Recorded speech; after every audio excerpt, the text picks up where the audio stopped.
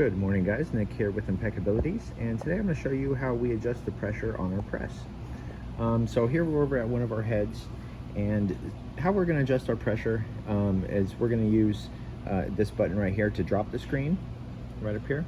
But why we want to do that is because certain placements on shirts require different pressures. So today we're going to be running sleeves, so we have the sleeve buttons on, and we run that at a 40 psi. We also run our mesh at a 40 psi.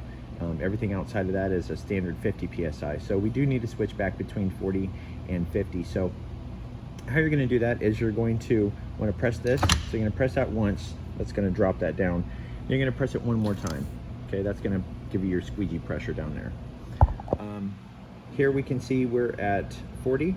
So what you're going to want to do is there's this little dial right here. You just pull it out just a little bit, and then if we want to go up to 50, I'm going to turn it clockwise just a little bit, and then I'm going to come back up here and press this button. That's going to relieve it. We're going to want to drop it back down and check to see where you're at. So I'm going to adjust it just a little more, drop it back down, and give it just a little bit of a turn. And there you can see we're at 50.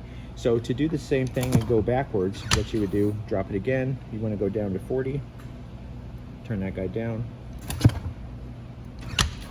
drop it back down again,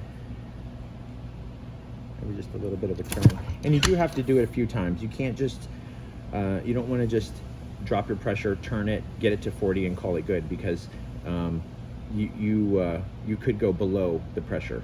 So you want to make sure you check it a few times. So there we look like we're at 40. Yeah, looks good. So that's how you adjust your pressure. Thanks, guys.